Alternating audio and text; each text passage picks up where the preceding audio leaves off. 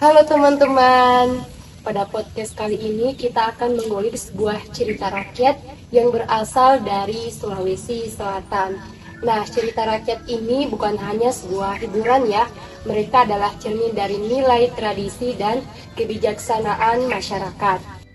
Di kesempatan kali ini kita akan mengulik sebuah cerita rakyat yang berjudul Parapok Patampulwa Tolo Demagasing yang berasal dari Makassar. Nah, kita di sini sudah bersama narasumber hebat kita, Kakanda Asmin Rahman Demaro. Nah, di sini Demaro yang akan mengulik cerita rakyat Parampok Patampulwa Tolo Demagasing ini. Serta bagaimana cerita ini bisa terkuat ke masyarakat. Bagaimana kabar Tak Deng? Alhamdulillah baik. Kabar Dengnya. Nah, sebelum kita membahas mengenai cerita rakyat Parampok Patampulwa ini, alangkah baiknya mungkin Demaro bisa dulu perkenalkan diri Tak. Baik, terima kasih adik saya. Jadi Tabe, saya Muhammad Asmin Rahman, kerap disapa Demaro. Saya berdomisili di Galesong Selatan, Kabupaten Takalar. Jadi satu kesyukuran bisa menerima menjamu teman-teman mahasiswa dari Fakultas Bahasa dan Sastra Universitas Makassar. Saya dengar-dengar Kanda Asmin juga ini merupakan salah satu tokoh pemuda dari Takalar yang tahu tentang cerita-cerita rakyat daerah ya ada. Ya, jadi sebenarnya kalau kita berbicara tentang cerita rakyat ya, jadi Sulawesi Selatan ini juga salah satu daerah yang memiliki banyak cerita rakyat. Kalau misalnya dulu pada saya tahun 2012 kelas 2 SD hanya tahu cerita rakyat Malin Kundang, cerita rakyat bawang putih dan bawang merah. Tapi seiring perkembangan waktu dan zaman, ternyata Sulawesi Selatan memiliki juga banyak cerita rakyat. Ya, salah satunya ini Parampok Patampulwa atau perampok 40 orang ini yang dikenal dengan leadernya atau pemimpinnya Tolo Demagasing. Ya. Nah, itulah tadi perkenalan diri dari Kakanda Asmin Rahman Demaro ini. Baik. Nah, karena tadi Kakanda Asmin Demaro juga telah menjelaskan sedikit apa itu cerita rakyat yang ada di Sulawesi Selatan ini. Selanjutnya, apa yang kita ketahui Daeng tentang cerita rakyat di daerah Sulawesi Selatan ini? Ya, baik. Jadi berbicara tentang cerita sebelumnya, saya menyampaikan bahwa Sulawesi Selatan ini adalah daerah yang memiliki ragam cerita rakyat. Ya, salah satunya cerita rakyat dari Bugis itu. Misalnya Putri Tandang Bali, salah satu putri cantik yang mengalami sakit keras yang penyakitnya ini kemudian tidak bisa disembuhkan melalui hewan yang misterius. Kemudian ada yang namanya Nenek Pakande. Ini juga cerita rakyat dari Bugis yang konon katanya bahwa cerita rakyat Nenek Pakande ini suka memangsa atau memakan anak-anak. Dan tidak hanya sampai di situ. Misalnya kita pernah dengar atau lihat pertunjukan cerita rakyat Ladana dan kerbaunya. Dan salah satunya ini yang saya cerita bahwa bagaimana perampok atau perampok 40 orang ini Tolo Demagasing kemudian bergerilya merampok para penjajah dan antek-antek. Baik, kita sudah melihat ya dari beberapa cerita nih yang kita tahu deh, cerita mana yang paling kita ingat atau kita sukai dan mengapa ada yang menyukai cerita itu. Ya, jadi kalau berbicara tentang cerita rakyat yang pada umumnya di Sulawesi Selatan, yang paling saya ingat itu adalah pertama Ibundran dan Idanda. Kemudian sedianya kesempatan ini yang kita mau bahas bersama, tapi karena kesalahan saya yang sudah menghapus naskahnya itu, sehingga kurang bisa dipahami oleh teman-teman. Nah, selain cerita rakyat Ibundran dan Idanda, bagaimana asal muasal Mauduk Lompoa atau Maulid besar yang ada di Kabupaten Takalar di Kikoan itu, ya yang paling saya ingat ini adalah Parampok Patampulwa, perampok 40 orang yang dipimpin oleh Tolo Demagasing yang merupakan kelahiran Tanah Bajing, tanah para pemuda pemberani dari Kabupaten Goa, yang kemudian ya saya kira bergilir merampok para penjajah, para company dulu, dan hasil rampoknya ini kemudian dibagi-bagi terhadap masyarakat yang membutuhkan. Ya jadi saya kira ini sangat bagus apa yang dilakukan oleh Tolo. Kemudian salah satu kebaikan Tolo adalah ketika ia sudah merampok, ia kembali berbaur, beradaptasi dengan masyarakat sekitar. Sehingga ketika Tolo ini kemudian dicari oleh para company, para penjajah, maka masyarakatlah yang menjadi atau rakyatlah yang menjadi garda terdepan untuk melindungi Tolo ini di mana dan siapa orang. Saya kira itu. Baik Daeng, sejak kapan ini Daeng kita mulai mengetahui cerita rakyat tadi? Ya, jadi kalau berbicara tentang saya mengetahui cerita rakyat, sebenarnya saya dari kelas 2 SD ya, pada tahun 2012 saya sudah tahu cerita rakyat Malingkundang. Bahkan pada saat saya semester 2 kelas 8 tahun 2018, itu saya sudah bermain drama cerita rakyat Malingkundang.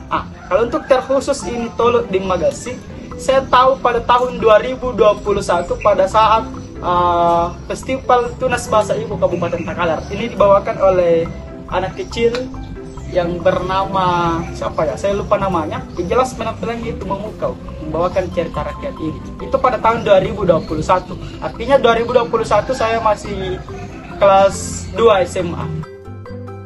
Jadi Deng, karena tadi sudah kita jelaskan sedikit kapan awal mula kita tahu itu cerita rakyat Parampo Patampulo Tolo de Magasin, mungkin Deng bisa ceritakan kembali cerita apa isi dari cerita rakyat Parampo Patampulo Tolo dan Deng Magasin ini. Nah, jadi cerita dari awal mula Tolo di Magasin ini merempok yang pertama adalah karena adanya rasa tidak terima dijajah dan pokoknya rasa tidak terima atas perlakuan orang-orang yang saya anggap tidak bertanggung jawab atas sifat-sifat yang kemudian diperlakukan kepada rakyat bumi pada saat itu. Sehingga Tolo ini atau di Magasin ini bersama kawanannya, bersama teman-temannya kemudian melakukan sebuah pergerakan untuk memang mengintai dari beberapa kelompok Belanda yang paling kaya atau pimpinannya untuk dirampok. Kemudian hasil dari rampokan itu ya dibagi-bagi kepada rakyat. Nah, sehingga saya pernah membaca bahwa Tolo di Magasin ini kemudian